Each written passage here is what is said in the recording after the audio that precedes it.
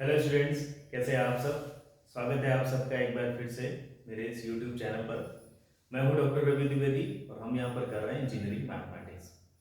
Engineering mathematics की series में हम लोगों ने इंजीनियरिंग मैथमेटिक्स थर्ड और फोर्थ का सिलेबस पिक किया हुआ है, जिसमें से हम लोग सेकेंड यूनिट कर रहे हैं। एंड ये क्या यूनिट है? Application of partial differential equation. तो इस यूनिट से हम लोगों ने अभी तक मेथड ऑफ सेपरेबल वेरिएबल, है ना, इस ये टॉपिक कंप्लीट कर लिया है। Classification of second order differential equation complete कर लिया है। देन इसके बाद हम लोगों ने heat equation in one dimension भी कंप्लीट कर लिया है। Wave equation in one dimension complete कर लिया है। तो आज के इस वीडियो में हम लोग क्या करने वाले हैं, हम लोग heat equation in two dimension और लाप्लास इक्वेशन को कवर करने वाले हैं, राइट। तो चलिए स्टार्ट करते हैं आज का वीडियो बिना कोई भी डिले किए हुए।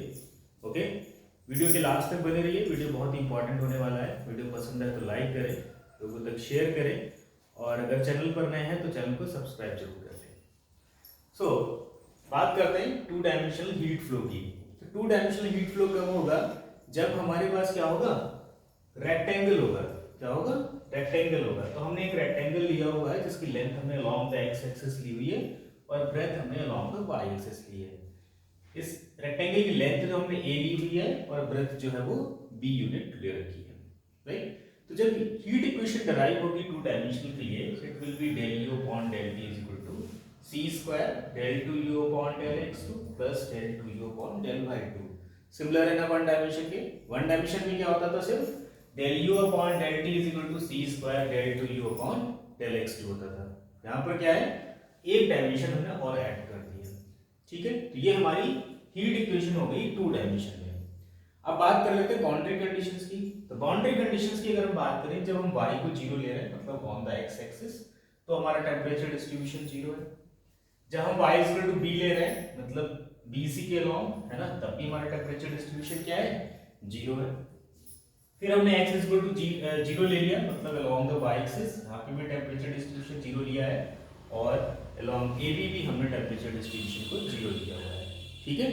अब बात कर लेते हैं इनिशियल फंक्शन की। इनिशियल फंक्शन का मतलब कि जब हमारा t जीरो था तब टेम्परेचर हम लोग कैसे, टेम्परेचर को रिप्रेजेंट करने वाला फंक्शन क्या होगा? तो u x y जीरो हमने लिया और इसकी वैल्यू हमने क्या ले रखी है? f x y ले रखी है, राइट। चलिए, ये तो हो गया हमारा डिस्क्रिप्शन हो गया टू डायमेंशनल हीट इक्वेशन का, ठीक है, विद बाउंड्री कंडीशन। अब बात करते हैं इसके सॉल्यूशन की। जब इसके सॉल्यूशन की बात करेंगे तो हम मेथड ऑफ सेपरेबल वेरिएबल वाला वेरिएबल यूज करेंगे। तो यहाँ पर देखिए हम थ्री इंडिपेंडेंट वेरिएबल्स हमारे पास है। कौन कौन से? x, y and t, right. तो हम क्या करेंगे, u को लेट कर लेंगे x into y into t, right. ये क्या? अब यहाँ से क्या करेंगे, इसका डेरिवेटिव फाइंड करेंगे जो यहाँ पे हमें रिक्वायर्ड है। सबसे पहले हम इसको पार्शियली डिफरेंशिएट करते हैं विद रिस्पेक्ट टू t। तो हमें क्या मिलेगा यहाँ पे? X y as a constant आ जाएगा और ये आ जाएगा dt upon dt, right. Similarly हम जब इसको पार्शियल डिफरेंशिएट करेंगे विद रिस्पेक्ट टू x, तो हमें मिलेगा del 2u upon del x2 is equal to d2x upon dx2 y into t, right, y into t। And del 2u upon del y2 मिल जाएगा x d2y upon dy2 into t, ठीक है। ये सारे derivatives हम क्या करेंगे, इस गिवन इक्वेशन में सब्स्टिट्यूट कर देंगे, ठीक है। सारे डेरिवेटिव्स की वैल्यू यहाँ पे सब्स्टिट्यूट कर देंगे और पूरी इक्वेशन को x y t से डिवाइड कर देंगे। क्या करेंगे? पूरी इक्वेशन को x y t से डिवाइड कर देंगे, राइट। तो क्या मिल जाएगा हमको, जरा यहाँ पे देख लेते हैं हम। ये जो हमारा हो जाएगा, ये क्या हो जाएगा, c स्क्वायर को इधर लिया है 1/t dt अपॉन dt हो जाएगा, राइट। और ये क्या हो जाएगा, ये 1/x d2x अपॉन dx2 हो जाएगा plus 1/y d2y upon dy2 आ जाएगा, राइट। अब इस पूरे रेशियो को हमने किसी कांस्टेंट k के इक्वल लेट किया हुआ है, क्योंकि हमें पता है कि यहाँ पे हीट फ्लो की बात हो रही है। तो डेफिनेटली जब हमारा k नेगेटिव होगा तभी हमारी इक्वेशन वैलिड होगी, है ना। हमने already one dimension heat equation में देखा हुआ है। तो अगर अभी तक वाला वीडियो नहीं देखा हुआ है तो जाकर वन डायमेंशन हीट इक्वेशन वाला वीडियो भी देख सकते हैं, ठीक। इसलिए हमने ऑलरेडी पहले से ही माइनस लैम्डा स्क्वायर ले रखा है, जहाँ पे जो लैम्डा स्क्वायर है उसकी value mu square plus new square के इक्वल है। This is mu square plus new square के। चलिए सॉल्व करते हैं। एक बार हमने क्या किया, पहले इसको माइनस लैम्डा स्क्वायर के इक्वल रखा हुआ है, फिर हमने इसको है ना, ये पूरा सम जो हमारा माइनस लैम्डा स्क्वायर के इक्वल, तो हमने इसको सेपरेट किया हुआ है, इस वाले पोर्शन को हमने माइनस यू स्क्वायर यानी म्यू स्क्वायर के इक्वल रखा था, एंड इस वाले पोर्शन को हमने माइनस म्यू स्क्वायर के इक्वल रखा था। जब इसको सिंप्लीफाई करेंगे तो हमें फर्स्ट डिफरेंशियल इक्वेशन मिलेगी 1/c² two dt upon dt equal to minus lambda square. Second हो जाएगी x double dash plus mu square x equal to 0 and y double dash plus mu square y equal to 0। ठीक है, 3 ordinary differential equation हमें मिल गई first order और second orders की। ठीक है, अब देखिए यहाँ पे इसको जब हम इंटीग्रेट कर लेंगे तो हमें t इक्वल टू मिल जाएगा c1 e to power minus lambda square c square t. इसको इंटीग्रेट कर लेंगे तो x इक्वल टू मिलेगा c2 cos mu x plus c3 sin mu x, right.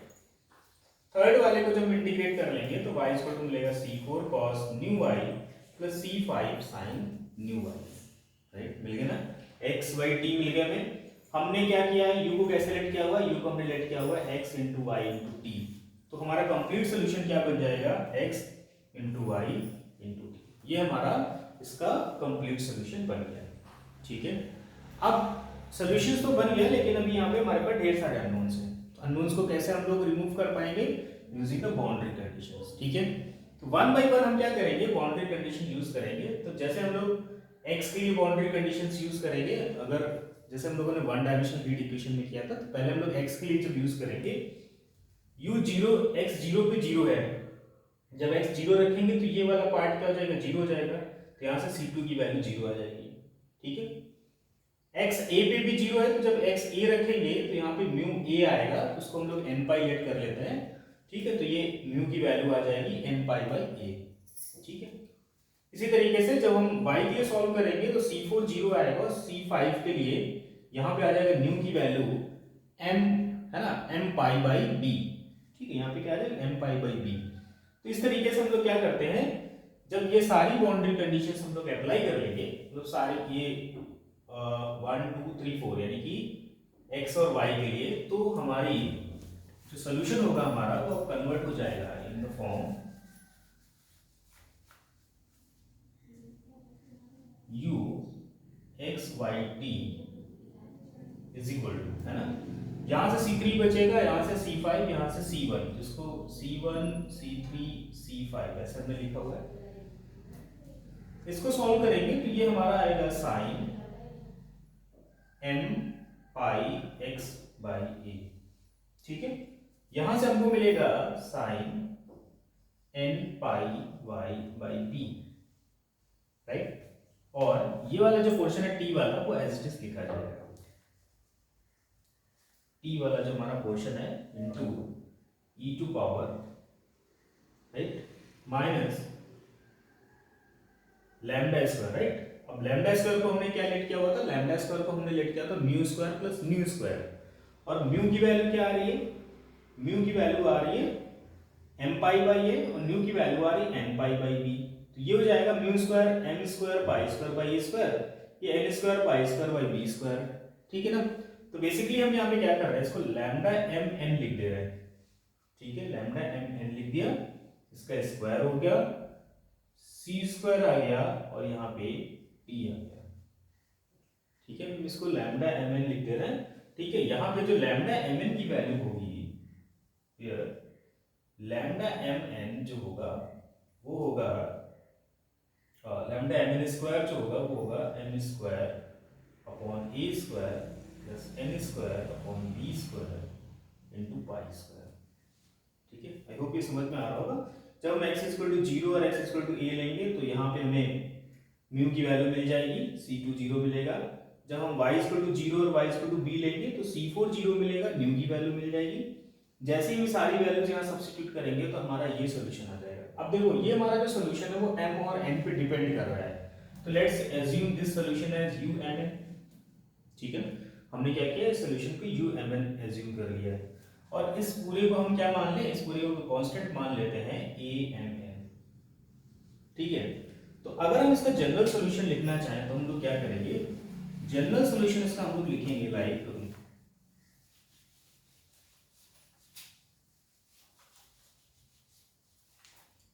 uxt is equal to uxyt is equal to summation m n zero to infinite. मैंने last video में बताया था mn is equal to 1 to infinite भी ले सकते हैं, 0 to infinite भी ले सकते हैं, क्योंकि m जीरो के लिए भी ये जीरो बनाएगा और n जीरो के लिए भी क्या बनाएगा, जीरो ही बनाएगा, राइट। यहाँ पे क्या आएगा, a m n आ गया, ठीक है। बाकी हमने क्या किया, इसको ऐसे लिख लिया sine m pi x by a into sine n pi y by b and e to power minus lambda m n square c square t, lambda m n square c square t। ये हमारा general solution आ गया। अब हमारे पास एक constant बचा हुआ है और एक बाउंड्री कंडीशन बची हुई है। अब हम लोग इसका यूज कर लेते हैं। तो जब हम t इक्वल टू 0 रखेंगे, है ना, जब हम t इक्वल टू 0 रखेंगे तो हमारा लेफ्ट हैंड साइड हो गया u x y, 0 is equal to, ये हमारा क्या है, f x y, और ये किसके इक्वल होगा, summation m n is equal to 0 to infinite a m n sin m pi x by a sin n pi y by, right, ये इसके इक्वल होगा। अब यहां पर अगर हम देखें तो ये हमारा फूरियर साइन एक्सपेंशन बन रहा है इस fxy का, ठीक है, फूरियर साइन एक्सपेंशन बन रहा है इस fxy का। तो ये हम लोग कैसा ऑब्टेन करेंगे, यहां से amn कैसा ऑब्टेन करेंगे। तो अगर रिमेंबर हो कि जब हमारा वन डायमेंशनल बनता है कोई कांस्टेंट जो होता है an या bn जो भी हम लेट करते हैं, ये ऑब्टेन होता है an is equal to 2 upon, है ना, जो भी हमारी लिमिट है, सपोज l है, 2 upon l integral 0 to l fx into sine x जो भी वहां पे है, या sine m pi x by a जो भी है, इनटू dx। अब यहाँ पे टू डायमेंशन की बात हो रही है तो हम a m n कैसे लिखेंगे, 2 upon a into 2 upon b, double integral, एक इंटीग्रल हमारा 0 से a जाएगा, दूसरा 0 से b तक जाएगा, ठीक है। फिर क्या आएगा, fx y आएगा यहाँ पे, राइट।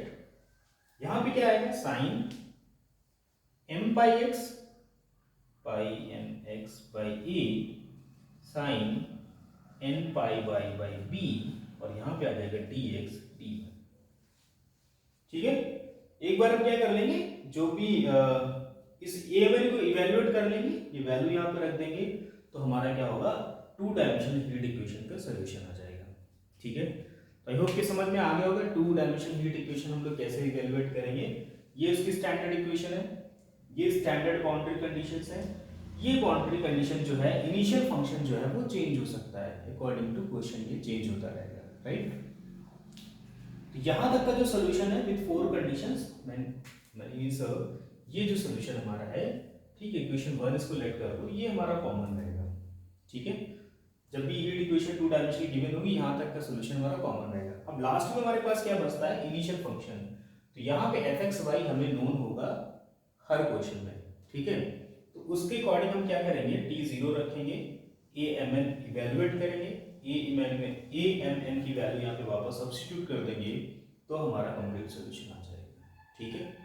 फॉर एग्जांपल यहाँ पर देखो, अगर हमने fxy xy ले लिया है सेम क्वेश्चन में, ठीक है, टू डायमेंशनल हीट फ्लो हो रहा है और हमारा जो इनिशियल फंक्शन है it is given by xy, तो हम सॉल्यूशन कैसे लिखेंगे, यहाँ पे जो हमारा amn है, यहाँ पे fxy की जगह हम क्या रख देंगे, xy रख देंगे। और ये देखो यहाँ पे चूंकि लिमिट कांस्टेंट है, तो हम क्या कर सकते हैं, किसी भी डबल इंटीग्रल को पहले इवैल्यूएट कर सकते हैं, x के साथ sin pi mx by a को अलग इंटीग्रेट कर सकते हैं, इसको अलग इंटीग्रेट कर सकते हैं, नो प्रॉब्लम, क्योंकि दोनों इंडिपेंडेंट है एक दूसरे से, दोनों इंटरकनेक्टेड नहीं है, राइट। और डबल इंटीग्रल को इवैल्यूएशन के लिए भी मैंने एक वीडियो अपलोड किया हुआ है, इंजीनियरिंग मैथमेटिक्स फर्स्ट करके जो प्लेलिस्ट है, वहां पे जाके भी देख सकते हैं किस तरीके से हम लोग डबल इंटीग्रल को कंप्लीट कर सकते हैं, उसको कैलकुलेट कर सकते हैं, राइट। तो ये तो हो गया हमारा two dimensional heat equation, right. अब बात करते हैं लाप्लास इक्वेशन की, ठीक है। तो जैसा हम लोगों ने वन डायमेंशनल हीट इक्वेशन पढ़ी थी, वहां पे हम लोगों ने एक तो हम लोगों ने normal heat equation one dimension पढ़ी थी, दूसरा हम लोगों ने स्टेडी स्टेट में भी क्या किया था, हीट इक्वेशन देखी थी। स्टेडी स्टेट का मतलब क्या था कि जब हमारा हीट का फ्लो जो टाइम से इंडिपेंडेंट हो जाए, तो टेम्परेचर डिस्ट्रीब्यूशन जो है टाइम पे डिपेंड ना कर रहा हो, राइट, तो उसको हम लोग बोलते हैं स्टेडी स्टेट। और वहां पे क्या था, del u upon del t हो जाता था जीरो। तो अगर हम स्टेडी स्टेट की बात करें, है ना, इन स्टेडी स्टेट की अगर बात करें,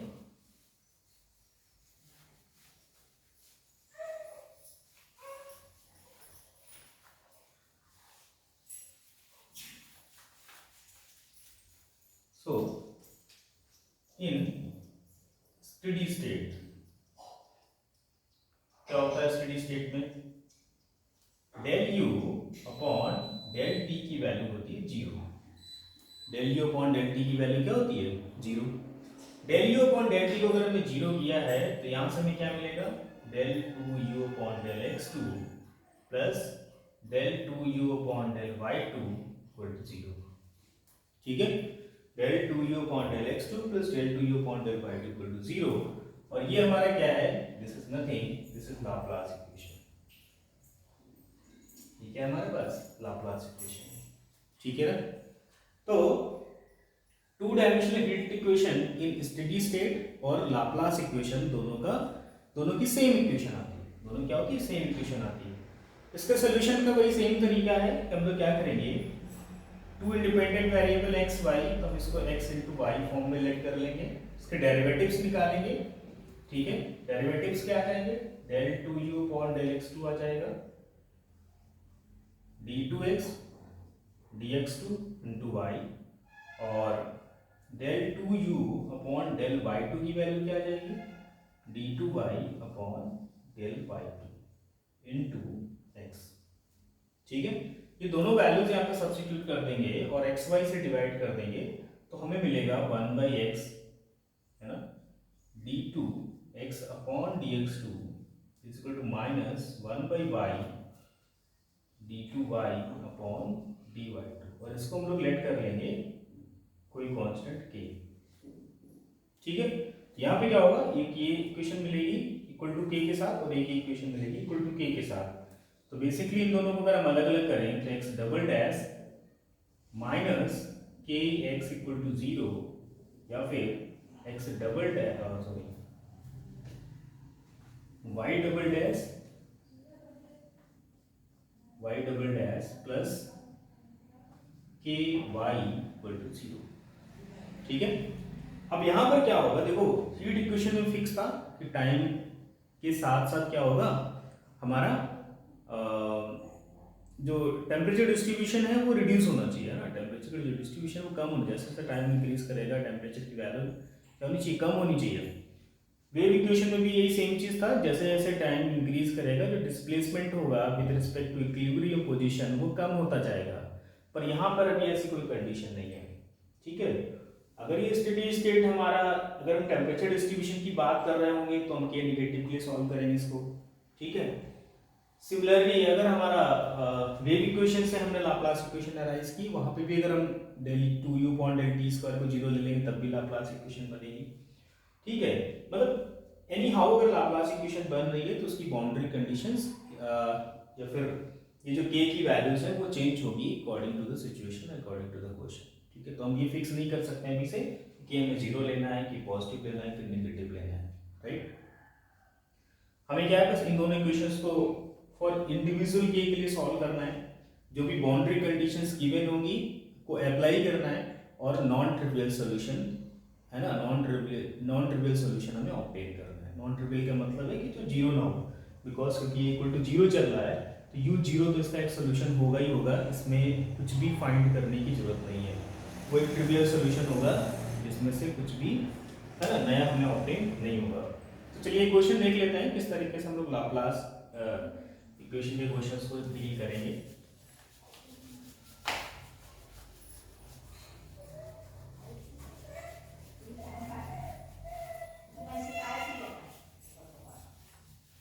ओके, तो यहाँ पे हमें लाप्लास इक्वेशन गिवन है del two u upon del x two plus del two u upon del y two equal to zero. Right, तो जब इसके सोल्यूशन की बात करेंगे तो सोल्यूशन हमारा क्या आ जाएगा, सोल्यूशन आ जाएगा यू नॉट सोल्यूशन, हम लोग क्या करेंगे, पहले तो एज्यूम कर लेते हैं कि इसका जो सोल्यूशन होगा वो x इंटू वाई में आएगा, एंड जो एक्स वाई होंगे वो इक्वेशंस को सेटिस्फाई करेंगे कि x equal to 0 and y double dash minus k y equal to 0। ठीक, यहाँ माइनस यहाँ प्लस ले सकते हैं बिकॉज हमने ट्रांसफर जो किया था, अगर हम y को उधर ट्रांसफर करके ले जाएंगे माइनस में लाएंगे, ठीक है, तो हम यहाँ प्लस ले सकते हैं, और x को उधर ट्रांसफर लेके जा रहे हैं माइनस के साथ, तो यहाँ पे प्लस ले सकते हैं, वो डजेंट मैटर। ठीक है, अब अगर हम इसकी बात करें, ठीक है, मान लीजिए हम k इक्वल टू 0 लेते हैं, क्या लेते हैं, k इक्वल टू 0 लेते हैं, तो यहाँ से x इक्वल टू क्या आएगा, हमें आएगा c1x प्लस c2, और y इक्वल टू आएगा c3y प्लस c4। ठीक है, तो कंप्लीट सॉल्यूशन हमारा क्या हो जाएगा, uxy equal to c1x plus c2 and c3y plus c4। ठीक है ना, तो जैसे हम लोग यहाँ पे क्या करेंगे, बाउंड्री कंडीशंस गिवन है, x 0 यानी y की जगह 0 रखेंगे तो 0 आ रहा है ना, ux, 0 इज इक्वल टू 0, मतलब ये कितना होगा c4 c1x प्लस c2। तो यहाँ से हमें क्या मिल जाएगा, c4 की वैल्यू 0 मिल गई, राइट। सॉल्यूशन क्या बन गया हमारा, c1x प्लस c2 और c3y। ठीक है, दूसरी बार में हम क्या कर सकते हैं, y इक्वल टू b रखेंगे, तो y इक्वल टू b रख लेते हैं, तो u x b is equal to c1x plus c2, और यहाँ पे c3b हो गया, और ये भी इक्वल टू क्या है, 0 हो रहा है। ठीक है ना, अब ये वाला पोर्शन तो 0 नहीं कर सकता ना, क्योंकि ये पोर्शन 0 हो गया, तो ट्रिवियल सॉल्यूशन। अगर हम इसको 0 करते हैं, है ना, c3b को 0 करते हैं, तो b 0 नहीं हो सकता है, क्योंकि फिर रेक्टेंगल ही नहीं बनेगा, टू डायमेंशनल फ्लो कैसे होगा। तो यहाँ पे क्या होगा, c3 इक्वल टू 0 ले रहे हैं, क्या ले रहे हैं, c3, पर c3 0 ले रहा है, तब भी हमारा क्या बन जा रहा है, ट्रिवियल सॉल्यूशन बन रहा है। इसका मतलब ये हुआ कि जब k इक्वल टू 0 ले रहे हैं, तो हमारा सॉल्यूशन कैसा बन रहा है, ट्रिवियल सॉल्यूशन बन रहा है, उसका कोई मतलब नहीं है। ठीक है, इसी तरीके से जब k को पॉजिटिव लेंगे, है ना, k को लैम्डा स्क्वायर लेंगे, पॉजिटिव लेंगे, तब भी हमारा सॉल्यूशन कैसा आएगा, ट्रिवियल सॉल्यूशन आएगा, राइट। तो हम क्या करने वाले हैं, यहाँ पे हम कंसीडर करने वाले हैं, ठीक है, k को नेगेटिव, हम क्या कंसीडर करने वाले हैं, k को नेगेटिव कंसीडर करने वाले हैं। So let's suppose k is equal to minus lambda square.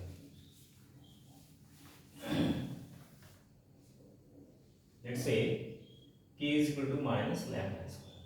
जब k equal to minus lambda square होगा, ठीक है, तो यहाँ से d square minus lambda square auxiliary equation बनेगी, प्लस माइनस लैम्डा रूट्स आएंगे, x हमारा क्या हो जाएगा, c1 e to power lambda x c2 e to power minus lambda x, right.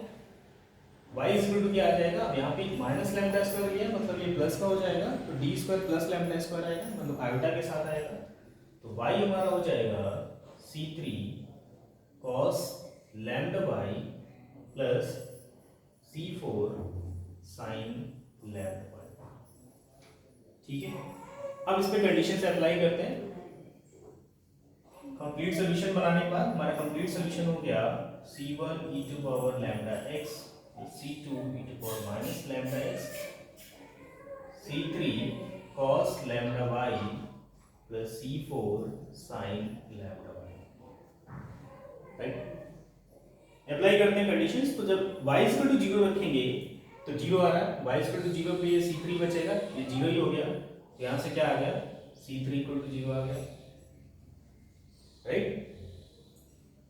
तो हमारा c3 का 0 हो गया, तो ux5 की वैल्यू क्या आ गई, ये आ गई c1 e to power lambda x plus c2 e to power minus lambda x, and c3 0 आ गया, मतलब c4 sin लैम्डा y। ठीक है, फिर हम क्या करेंगे, y इक्वल टू b लेंगे, जब y इक्वल टू b लेंगे, ux b इक्वल टू 0 करेंगे, तो यहाँ से क्या होगा, c4 sin lambda b equal to 0 आएगा, right, c4 sin lambda b equal to 0, मतलब यहाँ से sin lambda b equal to 0 आ जाएगा, तो लैम्डा b इक्वल टू क्या आ जाएगा, n पाई आ जाएगा, तो लैम्डा की वैल्यू आ जाएगी n पाई बाई b। ठीक है, यहाँ पर रख देते हैं, ये हो जाएगा u x y is equal to c1 e to power n pi by b x plus c2 e to power minus n pi by b x, और इसके साथ में यहाँ पे आ जाएगा c4 sin n pi y by b। ठीक ठीक है, अभी तक हमने सिर्फ दो बाउंड्री कंडीशंस अप्लाई किए, x0 इक्वल टू 0 और xb इक्वल टू 0। इसको अप्लाई करते हैं, x0 रख लेते हैं, है ना, x0 रखते हैं, फिर 0 करते हैं थर्ड कंडीशन में। तो जब यहाँ हम 0 y लिखेंगे तो यह आएगा c1 + c2, है ना, क्योंकि x0 पे 1 हो गया, ये भी 1 हो गया, और ये एज इट इज रहेगा। अब हम इसको तो 0 ले नहीं सकते क्योंकि ये हम ऑलरेडी 0 ले चुके हैं, है ना। अगर c4 0 ले लिया तो फिर पूरा 0 हो जाएगा। तो हम क्या लिखेंगे, c1 +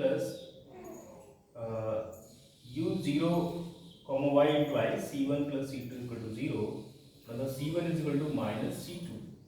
ठीक है, यहाँ पे रख देते हैं। अब हमारा सोल्यूशन बन गया uxy = ये c1 कॉमन कर लेते हैं, e⁴ n pi by bx minus e⁻ n pi by bx, और यहाँ पे आ गया c4 sin n pi y by b। ठीक है, अब ये देखो, ये e⁻x एंड माइनस e⁻−x ये बनता है साइन हाइपरबोलिक x। ठीक है, ये क्या बनता है, साइन हाइपरबोलिक x। तो ये हमारा बन जाएगा finally c1 c4 sine hyperbolic n pi by b x into sine n pi y by b। ठीक है, sine hyperbolic n pi by bx and sine n pi by b। ठीक है, तो ये हमारा बन गया uxy। अब ये हमारा एक सिंगल कांस्टेंट बचा हुआ है, क्या बचा हुआ है, सिंगल कांस्टेंट बचा हुआ है c1 c4। हमारे पास एक सिंगल कंडीशन भी बची हुई है। इस कंडीशन को जब हम लोग अप्लाई करेंगे, देख लेते हैं, लास्ट लेक्चर हमारा है, जब इस कंडीशन को हम लोग अप्लाई करेंगे तो क्या बनेगा, u a, y, मतलब ये कितना बन गया, fy बन गया हमारा, and this is equal to क्या बनेगा, sine hyperbolic n pi a by b, और यहाँ पे इसको मान लेते हैं कोई टर्म a n, और यहाँ पे sign n pi y by b। ठीक है, तो ये पूरा हमारा बन जाएगा ये कांस्टेंट, है ना। तो जब इसको मान लेते हैं, अगर हम जनरल तरीके से लिखना चाहेंगे तो यहाँ पे हम समीशन लगा देंगे। ठीक है, समीशन लगा देंगे तो ये भी हमारा समीशन में ही आएगा। ठीक है, तो ये हमारा पूरा एक कांस्टेंट हो जाएगा, which can be obtained by the Fourier series pi a by b is equal to integral 2/b 0 to b fy into sin n pi y by b into b। ठीक है, तो इस तरीके से हम लाप्लास इक्वेशन को भी deal कर सकते हैं टू डायमेंशनल। बट याद रखना है कि जैसे कि हीट और वेव में के हमारा फिक्स हो जाता है, निगेटिवली लेते हैं, यहाँ पर के फिक्स नहीं होगा, के के लिए हमें चेक करना पड़ेगा, पॉजिटिव लेना है, जीरो लेना है या फिर निगेटिव लेना है, और वो डिपेंड करेगा बाउंड्री कंडीशंस पे। राइट, तो इस तरीके से हमने हीट, वेव और लाप्लास तीनों इक्वेशंस कंप्लीट कर लिए हैं, साथ ही यूनिट भी हमारी कंप्लीट हो गई है। नेक्स्ट वीडियो में हम लोग नेक्स्ट यूनिट से स्टार्ट करेंगे। तो आज की वीडियो में बस इतना ही। वीडियो पर बने रहने के लिए बहुत बहुत धन्यवाद। ठीक है, वीडियो पसंद आया हो तो लाइक करें, शेयर करें, सब्सक्राइब जरूर कर लें। मिलते हैं अगले वीडियो में, तब तक के लिए बाय बाय, टेक केयर।